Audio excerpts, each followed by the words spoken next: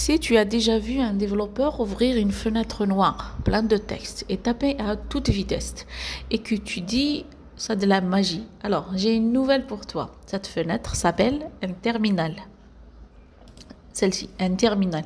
Et dans quelques minutes, tu vas savoir t'en servir. Pas besoin d'être un génie, pas besoin d'avoir fait une formation.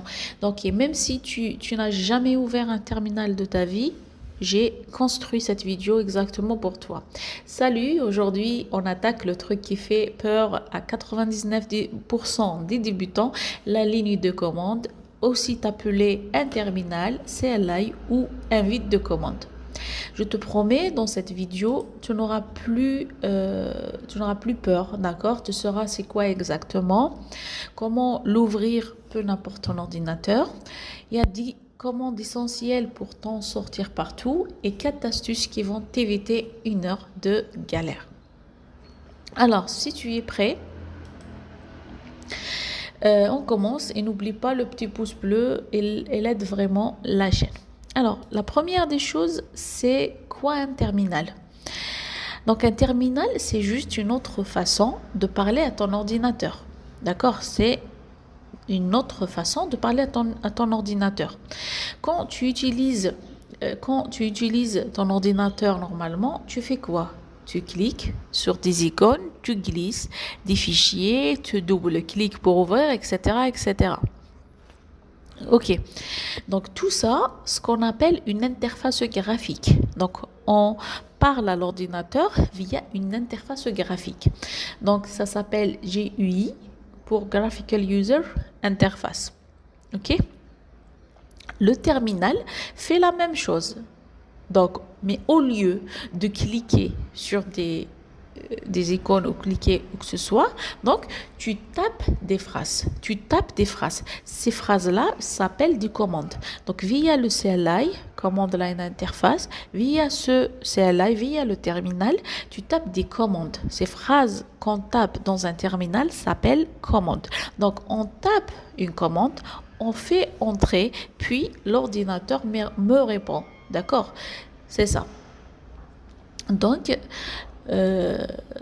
c'est ça. Donc on va faire une démonstration tout de suite. Pour ouvrir, là je suis sur un Mac, pour ouvrir un terminal, on fait une recherche et on écrit terminal. Elle est là, donc on fait terminal. Et là, le terminal s'ouvre. Ok, donc on va faire une première commande. Donc on tape who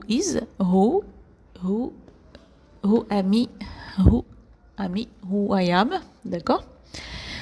Alors, cette phrase-là, cette commande, il dit à l'ordinateur, donne-moi mon nom d'utilisateur de l'ordinateur. Donne-moi le nom d'utilisateur. Donc, quand j'écris cette commande, je tape sur Entrée sur le clavier et l'ordinateur me répond, Daya, c'est quoi ça? C'est le nom d'utilisateur. D'accord? C'est aussi simple que ça. Donc, on a ça. Donc, on a dit que CLI, c'est tout simplement le terminal, c'est une autre façon de parler à l'ordinateur. Alors, vous allez me dire sûrement, mais pourquoi je m'embêterais à taper alors que je peux cliquer? D'accord? Donc, j'arrive tout de suite. Voilà. Donc, il y a 3 grandes raisons pour utiliser le terminal. Alors, la première raison, c'est quoi? C'est la vitesse. Imagine que tu veux créer 100 dossiers nommés projet 1, 2, 3 jusqu'à 100. Donc avec ta souris, ça prend plus de 20 minutes. Mais avec un terminal, une ligne suffira, d'accord? Et ça se fait en 2 secondes, d'accord? Donc on teste tout de suite via le terminal. On va coller cette commande-là. Bon, c'est pas remove, c'est... Voilà, cette commande-là. Pour créer, donc pour i allant de 1 jusqu'à 100, j'ai besoin de 100 dossiers. D'où je fais quoi? mkdir. Mkdir, c'est make directory. Donc, je veux créer des directories. Ça veut dire des dossiers qui s'appellent projet jusqu'à. Donc, et là, on fait done. Donc, quand je fais entrer, donc l'ordinateur me dit c'est fait. Donc, il n'y a pas d'erreur, donc c'est fait. Pour vérifier, donc je tape la commande ls pour liste-moi les dossiers qu'il y a dedans. Et voilà, comme vous voyez, projet 1 jusqu'à projet 100. OK? Et où ils sont? Elle est là. Donc, c'est ça. Maintenant, puisqu'on n'a plus besoin de ces dossiers, c'est juste pour le test, comment les supprimer? Donc, on ne va pas supprimer un par un, toujours en utilisant l'invite de commande. OK? On utilise l'invite de commande pour nous faciliter la vie. Donc là, on dit remove ces dossiers-là. Et là, via cette commande, on tape, c'est OK. On revérifie via la commande ls, liste-moi les dossiers. Et là, on n'a pas ces dossiers qu'on a auparavant. Voilà, c'est ça. Ça, c'est la première raison que on utilise un terminal, c'est la vitesse. C'est-à-dire, il est ultra rapide. La deuxième raison, c'est aujourd'hui, c'est indispensable pour, voilà, pour utiliser le code. Donc, si tu veux apprendre à coder, c'est-à-dire tu n'as pas le choix. Les futurs, il y a tous les langages, presque tous les outils, les langages utilisés aujourd'hui utilisent le terminal. Par exemple, le Git, le Node, le Python, Docker, Flutter, il y a aussi Angular. D'accord? Donc tout ça s'utilise depuis un terminal. D'accord? Donc, pour le terminal, donc pas besoin de devenir un magicien ou un expert sur ça, mais tu dois connaître, tu dois être à l'aise avec ces bases-là, avec les bases du terminal pour pouvoir coder d'autres langages. La troisième raison, c'est quoi? C'est les serveurs n'ont pas de souris. Ça veut dire que à l'avenir, si tu veux héberger un site ou que tu déploies une application, tu te connectes à une machine à distance. Cette machine-là s'appelle le serveur qui ne montre que du texte. Ce serveur, il n'a pas une interface graphique, il n'y a que du texte. Donc, il utilise ce terminal. Et si tu sais utiliser un terminal, tu peux l'administrer. D'accord? C'est ça. Alors, ok, maintenant, si tu sais pourquoi. Voilà, on passe maintenant à la pratique et comment l'ouvrir un terminal selon ton ordinateur, selon les 3 systèmes existants. Alors, selon l'ordinateur que tu as, ça se passe un peu différent. Donc, il y a des commandes qui sont communes par tous les 3. Mais il y a des commandes voilà, qui sont différentes. Donc, je vais te montrer pour les 3. Alors, le premier sur Mac, puisque je suis Mac, donc je vais essayer de vous montrer directement comment l'ouvrir. Donc, en cliquant sur commande.espace. En cliquant sur commande et espace, c'est pas point, commande espace. Donc, on saisit terminal. On clique sur entrée et voilà, votre terminal s'est ouvert. D'accord, donc le PowerShell, le shell de Mac, c'est ZSH. D'accord? Donc, on verra c'est quoi le shell juste après. OK. Donc, c'est ça. Donc, c'est comment ouvrir sur Windows. Comment l'ouvrir sur Linux? Puisque j'ai pas Linux, je vais juste vous donner la commande. Donc, c'est CTRL plus en clavier plus Alt plus T. Et là, le terminal s'ouvre immédiatement. D'accord? Donc, le PowerShell par défaut de Linux, ça s'appelle Bash. OK. Concernant Windows, pour ouvrir, c'est très simple pour Windows. Dans la barre de recherche, vous cherchez tout simplement terminal ou invite de commande. Ça sort, ça s'ouvre. Voilà, c'est simple. Concernant maintenant le shell de Windows, c'est PowerShell. Ok, très bien. Maintenant, vous dites, c'est quoi un shell? Donc, un shell, c'est tout simplement, c'est le programme qui interprète tes commandes. Il fait quoi? Donc, il fait quoi en réalité? Donc, c'est un programme qui va lire ce que tu tapes. OK? Et qui le donne à ton ordinateur. Donc, pense au shell comme un traducteur. Un traducteur entre toi et ta machine. D'accord? Entre toi et ton ordinateur. Donc, voilà. Donc, on a dit qu'on a plein. On a le bash, on a le ZSH pour Mac, on a le fish, on a le PowerShell pour Windows, etc. Ok, passons maintenant à la pratique et voici des commandes qui te permettra de tout faire à 90 à 80%, pardon, notez-les bien, d'accord? Ou bien tu peux faire une pause à la vidéo si tu veux taper en même temps que moi. Ok. Alors, la première commande, c'est PWD. Donc, c'est pour, ça veut dire Print Working Directory, qui permet d'afficher le dossier dans lequel tu es actuellement. D'accord? Donc imagine comme un peu ton terminal, imaginez ton terminal soit comme promener dans ta maison. Et du coup, le PWD répond à les questions, je suis dans quelle pièce? D'accord, si je dis ici dans le terminal, je suis dans quelle pièce, ça veut dire je suis dans quel dossier. Donc du coup, il me dit vous êtes dans le dossier /user/dia. D'accord? Donc c'est ça la première commande. Donc dans Windows, donc c'est dans PowerShell, c'est get location, d'accord. Il fait la même chose que PWD, mais aussi PWD, ça marche aussi bien dans Windows, ok. Donc la première commande PWD pour afficher le dossier actuel, ok. Maintenant, le deuxième fichier, pardon, la deuxième commande, c'est ls pour liste. Ls pour liste, ça veut dire, il fait quoi? Quand je dis à l'ordinateur ls, ça veut dire que liste-moi tous les fichiers et les dossiers dans la pièce où tu trouves, c'est-à-dire dans le dossier où tu trouves, d'accord. Donc c'est ça. Donc si vous voulez plus de détails sur cette ls, sur ces fichiers, par exemple soit la taille, la date, les permissions, etc., vous pouvez taper ls/l pour plus de détails. Encore le A pour afficher des fichiers cachés, d'accord.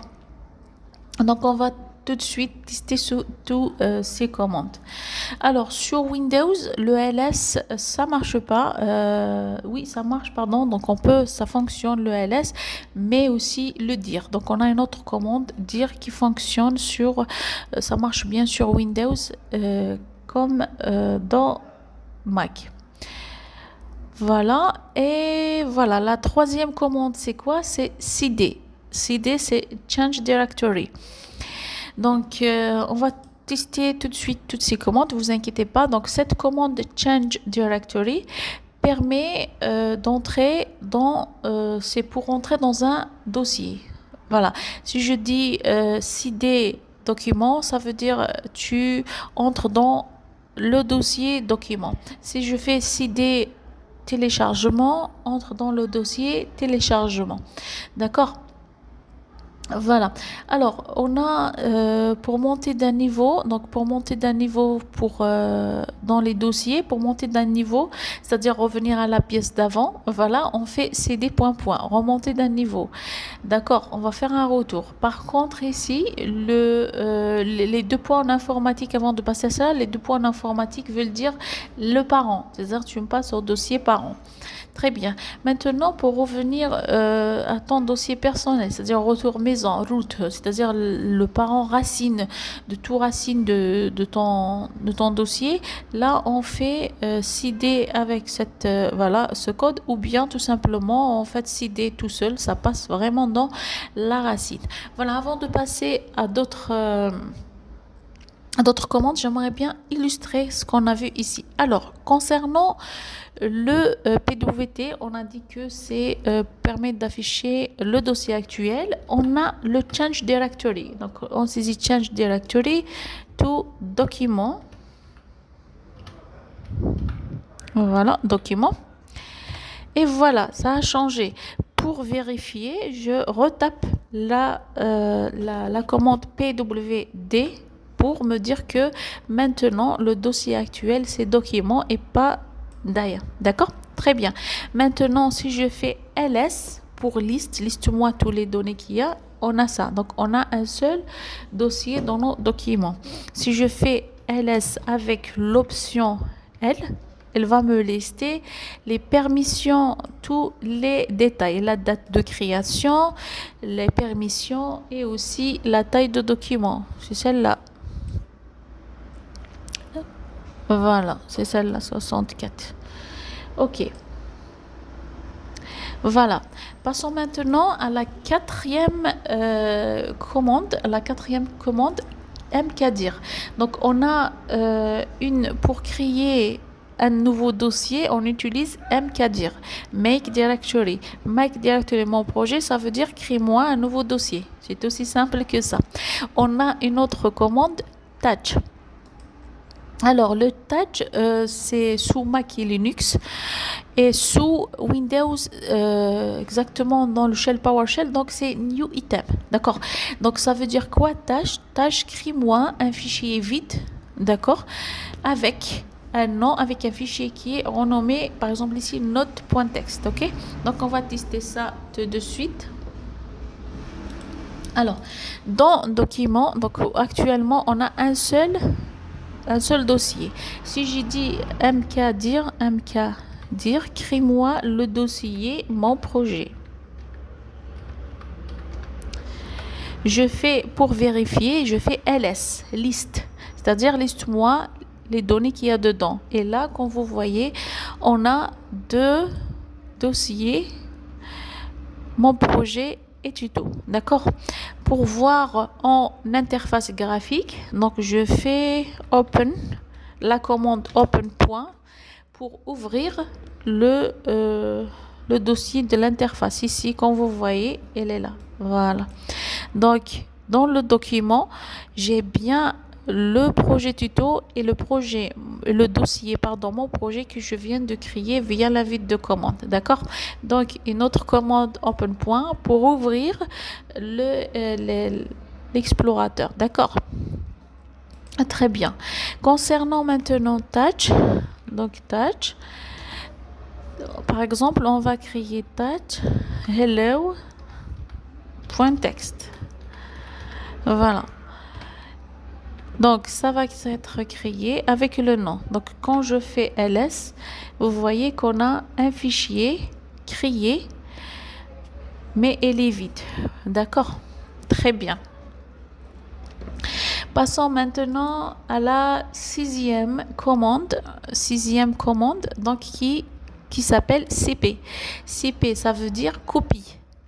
Copie, c'est pour copier un fichier.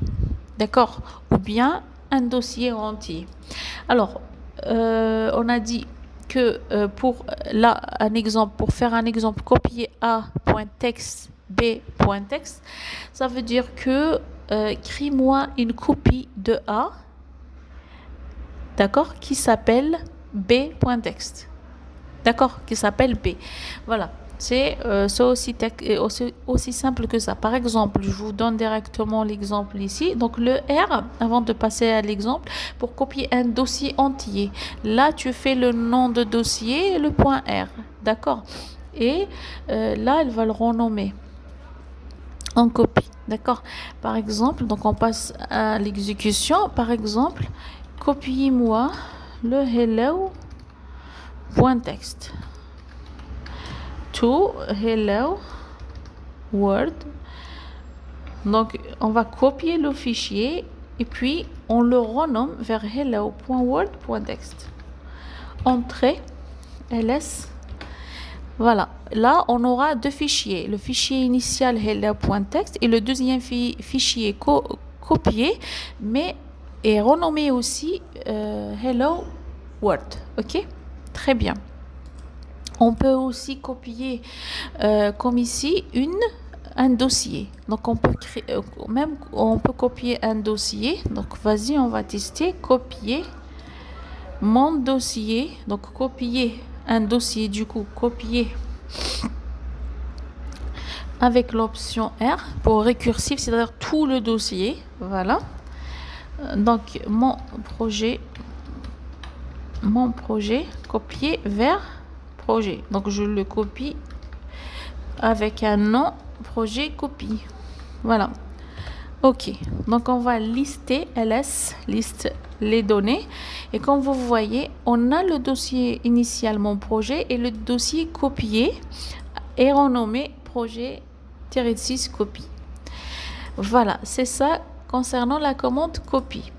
La commande maintenant move. La commande move, c'est déplacer MV, la commande MV pour dire move.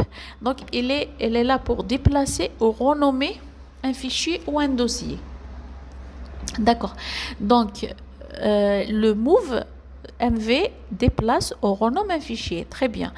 Là, quand je dis MV, ancien point texte, nouveau point texte, ça veut dire quoi? Ça veut dire renomme-moi le fichier ancien en nouveau point texte. D'accord? Par contre, là, MV fichier point texte, ça veut dire tu déplaces le fichier point texte au document. D'accord? Ça veut dire déplace-moi le fichier point texte dans le dossier document. D'accord? Donc, on va tester. Donc, on va faire un renommage d'abord. Donc, on va renommer. Donc, move hello point texte to salut point texte. OK? ls pour vérifier. Vous voyez, on n'a plus le fichier ici hello.txt. Donc, c'est renommé en salut.txt. Très bien. Maintenant, on va déplacer. Donc, tout d'abord, pour déplacer dans un fichier, il faut créer, déplacer vers un dossier. Donc, on va créer un sous-dossier. Non, c'est pas la peine. Donc, on va déplacer salut.txt. .txt. On va le déplacer dans mon projet. ls. Donc, dans le document, dans le dossier document, on ne trouve plus le salut.txt parce qu'il est déplacé dans mon projet. Pour vérifier, donc je fais pardon, cd mon projet. Ça veut dire quoi? Je change. J'entre dans le dossier mon projet. J'affiche les données qu'il y a dedans. Et là, je trouve que voilà le fichier déplacé salut.txt. Très bien. Passons maintenant à une autre commande. Supprimer. Alors, pour supprimer, attention. Donc, il faut savoir que dans le terminal, on n'a pas de corbeille. Donc, pour supprimer, c'est remove. RM pour dire remove. Donc, attention, c'est définitif. La suppression, c'est définitif. Donc, il faut faire attention. Quand tu supprimes avec remove, d'accord, ça ne va pas dans la corbeille, mais c'est mort. C'est-à-dire, c'est pour toujours. C'est supprimé pour toujours. C'est définitivement supprimé. Donc, il faut vraiment faire attention à cette commande. C'est très important, d'accord? Donc, le fichier sera perdu pour toujours. Donc, dans ce cas, il faut toujours vérifier ce que tu fais avant d'utiliser la commande remove. OK? Alors, pour supprimer un dossier, c'est facile. Donc, je vais retourner à l'arrière. Donc, retourne en arrière. Donc, je suis là dans mon projet. Quand je fais cd, je retourne à document. Très bien. Donc, je vais supprimer remove. Voilà, remove, je vais supprimer un dossier. Du coup, je fais l'option -26R, R pour récursif. Donc, je vais supprimer projet, le dossier, projet, copie. Donc, on a créé ça. OK. Donc, c'est supprimé. Quand je fais ls, on ne trouve plus le dossier projet copie. D'accord? OK, ça, c'est pour la suppression. Voilà. Donc, il y a une commande où vous pouvez supprimer un fichier tout simplement en utilisant ça. Donc, voilà, par exemple, je supprime le fichier hello world. Remove le fichier facilement. Donc, c'est hello world. Donc, attention aux erreurs de frappe. Texte. C'est OK. Et là, quand je fais ls, donc c'est supprimé. Très bien. Ça, c'est concernant la suppression. Il y a un point très important encore sur remove, sur la suppression. Cette commande-là est c'est la commande la plus dangereuse dans l'histoire. D'accord. C'est la plus dangereuse dans l'histoire. Pourquoi? Parce que ça supprime tout votre disque. tout votre disque, d'accord? Donc, il efface littéralement tout ton disque. Donc, ne la tape jamais et jamais et jamais, d'accord? C'est très, très dangereux, ok? Voilà, on passe à une autre commande. Alors, il y a deux dernières commandes. Donc, on passe aux deux dernières commandes, le cat et le clear. Alors, pour le cat, c'est quoi cat? C'est afficher le contenu d'un fichier. Afficher le contenu d'un fichier. Au lieu de l'ouvrir via une interface graphique, on peut l'afficher via un terminal, un invite de commande. Ok. Par exemple, donc je teste directement. Je fais cd mon projet. Il y a un fichier dedans pour le lire. ls. C'est salut.txt. Vous voyez, il me répond ici. Donc, je pense que la taille est trop petite. Bon, voilà. Donc, je vais faire 4. Affiche-moi le fichier salut.txt. ls. Donc 4 parce que il est vide. Donc quand je fais 4, ça veut dire que c'est vide, c'est ça. Voilà, sans ouvrir un éditeur de texte ou bien. Bon, parce que il est vide. Dans ce cas, voilà, c'est vide. Donc comment on va faire? Donc on va ouvrir notre projet, ouvrir notre dossier, pardon, mon projet. Et il y a salut.txt. Et tout simplement, je vais l'ouvrir via un éditeur de texte, n'importe quel texte. Je fais ici Hello World. Save. Fermer. Je reprends ma commande cat salut.txt. Et voilà, vous voyez? Donc, c'est affiché. Le contenu, c'est-à-dire au lieu d'ouvrir un éditeur spécial, le terminal l'affiche rapidement, d'accord? Donc, il permet de jeter un coup d'œil rapide, sans ouvrir un éditeur. Une dernière commande qui permet de nettoyer le terminal. Donc, le clear sous Mac et Linux, sous Windows, c'est CLS. Voilà, ou bien vous pouvez utiliser un raccourci clavier. Ok. Donc le clear, donc c'est quoi clear exactement? Donc il faut la tester pour bien comprendre c'est quoi. Il efface le contenu terminal. Ça veut dire quoi? Vous voyez clear. Ok. Vous voyez toutes les commandes que vous avez tapées auparavant, ça va supprimer. Ça nettoie le terminal proprement dit. D'accord? C'est ça cette commande clear. Ok.